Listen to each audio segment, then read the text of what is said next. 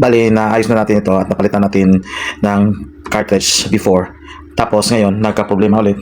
Bali, ito yung problema at issue. Walang kulay black. So, ano kayang dahilan at rason kung bakit nagka ganon, walang black color na bago naman yung ating pin head mismo. At tingnan natin yung ilalim kung wala bang problema sa kanyang vacuum mismo, yung kanyang ink, yung daluyan ng ink. Baka doon ang problema kung bakit walang printout. So, paano ba ang pagbukas? Siyempre, buksan na natin dito. Ayan. And then, may dalawang screw. Isa. At ito, isa. At mismong sa likod, dito, isa. At dito rin, isa. Para maangat natin ito. Okay? So, tabi ko muna yung cellphone. Tabi muna natin yung ating camera. And then, bubuksan ko muna. Gamit tayo dito ng star screw. O bali ito, parang alin. Iba po kasi yung tornilyo niya dito. Hindi tulad ng Epson. Yung screw niya, ganito yung screw pantanggal. Dito sa kabila. Sa likod. Meron dito.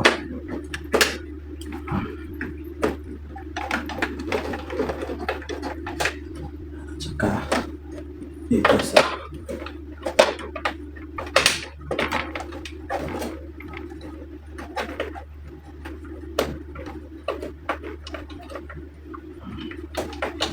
ayan.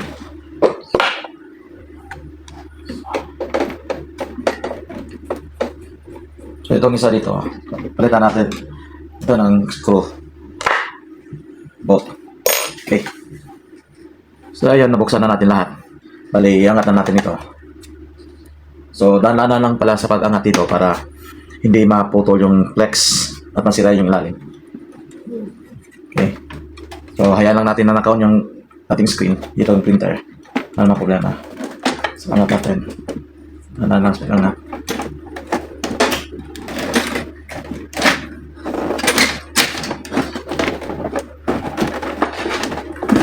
Make sure na matanggal lahat yung screw. Ayan. Bale. Yan. Buksan na natin. Wala kita ninyo. Tapos, lagyan natin dito ng para hawak ito sa ating scanner. Sa pag-unlock pala dito ng kanyang mismong head ng cartridge, ikutin na natin ito. May gear sa gilid. Ikutin na natin. And then, pwede natin itong ma-unlock at matulak pagitna. Kasi hindi po makakuha natin at hindi po matanggal yung mismong cartridge kung hindi natin i-unlock ito. So, ang pagkuha lang ng cartridge, tulak na natin ito pababa. Ayan. And then, itong mismong may issue, ito yung black. Ito yung ating tatanggalin. Ayan. And then, pwede natin itong makuha. Ayan. So, ito ang may issue. Pagtataka ko lang, bakit kaya nasira o bakit kaya walang printout ito. Na bago naman ito nating pinalit doon, pero ilang araw lang nagamit, wala nang printout. Kung titingnan natin dito sa kanyang hose, ang mga hose mismo, merong mga gap. Possible, ito yung cause. Pero sa black, okay naman. Baka dito lang, may clog. So, hubugahan natin ito ng hangin para makuha yung mga nakaklag na ink. And then, pagkatapos mabugahan, ay ilalagay natin sa medyo maligamgam na tubig, around 5 minutes, para matunaw yung mga clog. And then, pupunasan natin ng tissue. After, pag okay na, ibalik natin. And then, mag-head clean tayo kung maayos ba yung mismong cartridge na ito. So ngayon, bali ito yung ating bubugahan ng hangin, itong ating cartridge, kasi ito yung may issue. Wala naman tayong pangbuga at sakto dito sa kanya may butas. So ang gagawin natin dito is gagamitan na natin ang ating bibig para bugahan ng hangin ito. So bago natin ito bugahan, ay punasan muna natin mismo yung kanyang dito, yung labasan ng ink. Gamit tayo dito ng alcohol. Ayan. Para lumambot yung daluyan ng ink. Ayan. Ayan. Pagkatapos mapunasan, pwede natin bugahan para matanggal yung mga mismong may clog.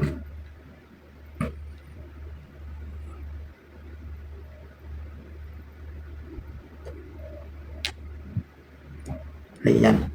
So, ito yung mga ink na nakastock sa ating head or cartridge. So, yung mga nakaklag mismo na ink natatanggal. And then, ang kasunod natin gagawin, kasi tapos na natin itong nabugahan, ay ilalagay na naman natin ito sa maligamgam na tubig around 5 minutes para lalong lumabot yung ilalim, yung daluyan ng ink. So, kuha muna ako ng tubig na maligamgam para ilagay ito doon. Ito na yung ating tubig. Itong ating mismong dulo ng cartridge, nalagay natin dito. Mga around 5 minutes. Para lalong lumambot yung mismong head itong cartridge natin. So, ayan. It's already 5 minutes. So, bubugahan natin ulit. Ayan. Para lumabot lalo yung lalim. And then, buha tayo ng tissue. Tissue, punas. Ayan. Okay. Punasan natin. Ayan. Okay. So, tingnan natin ito. Ayan. So, kita ninyo. Goods na. Ayan. Parang mais na yung ating black color. So, pwede na ito.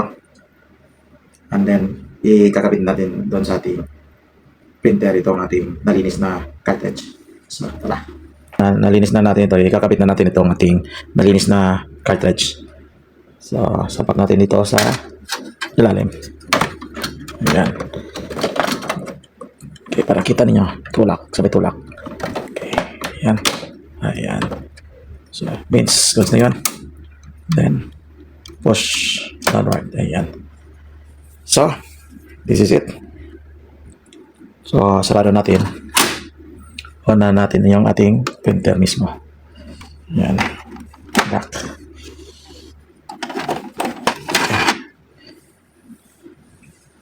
Ayan. So, on na natin yung printer. See kung okay na ba yung ating printer. So, yan. Kita niyo na pop up na yung ating screen. So, tayo na natin konti. And then,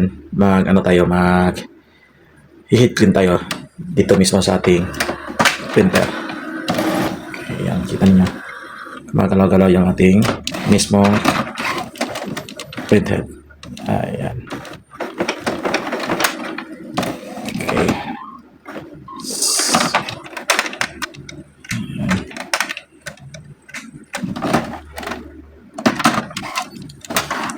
Okay.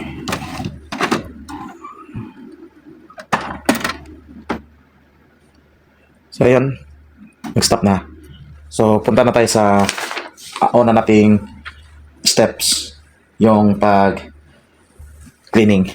So, again, ibaba ko muna ito para makita nyo kung ano ang gagawin natin dito. Yun ay mag-heat clean tayo gamit yung code. So, paano ba natin malaman yung code dito sa ating HP Smart Tank 6115? So, ang gagawin natin is itatap natin dito sa gilid, bandang gilid, para apat na beses. 1, 2, 3. Okay, balik. 1, 2, 3. Yan. Support. Pag nandun tayo sa support, ito yung lalabas. And then, ang kasunod is hanapin natin yung report ninyo. So, dito tayo. Tap na itong reports menu. Ito. Reports menu. Pag hanap natin yung reports menu, press tayo. Okay. And then, hanapin natin ang print make button tap. Okay, hanapin natin yung ito. Print make button tap. Pag nanap na, tap natin yung okay. And then, yung code. Yung una natin code na hanapin is yung 20. partial cleaning 20.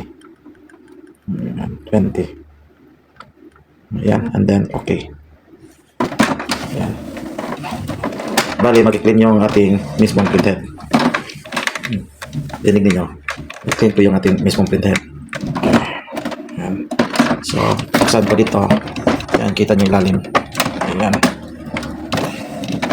Nag-clean siya mismo.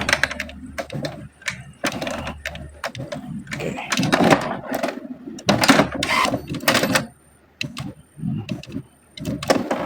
So, hintay lang na matapos.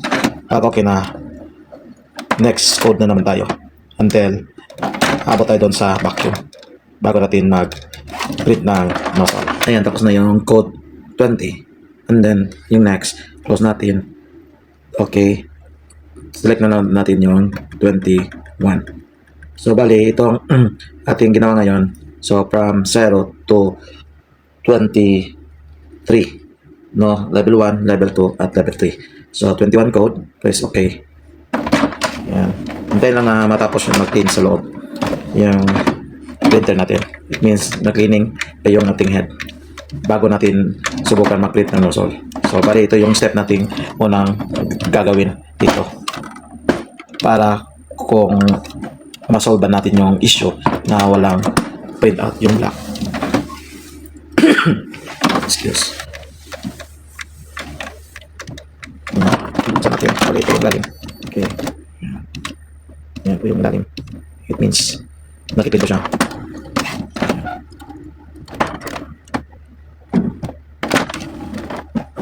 Oops. Excuse. Okay. Nahulog yung ano. Okay. So, I guess tapos na. So, close natin. And then, 22 naman tayo. Oops. Balik tayo. Oops. Dito. Base. Ito. Yan, 22. 22 tayo. 22. Okay. Yung kanina pala natin una na code na in-input ay yung 20. And then kasunod, bali yung 20 yan po yung 0 level. And then yung 21 yan po yung level 1 cleaning. 22 dito po yung level 2 at 23 bali ito po yung level 3. Yung vacuum. Bali ito po yung pangalawa sa huling gagawin natin. Okay na yung code 23. Yan po yung code 23. So ang gagawin natin ngayon ay i-manual, i-vacuum dito. Okay. Ito, i-vacuum natin to. Gamit itong syringe. Para vacuum yung ink. Ayan. Okay, buksan natin dito. Para makalusot yung hangin sa pag-vacuum. And then, copy natin ito isa. Ayan. And then, dito isa. Ayan. Kita niyo. Ayan, naikot na natin lahat. Okay. So, okay na yan. Wala nang ano dito, gap. So, gusto ko na yan. Ayan. Pag ganun po yung problema, pag mayroong gap, babacuuman na natin gamit itong syringe. Ito. So, ayan ay sasarado natin dito para masubukan. Make sure na walang gap. No? Walang gap.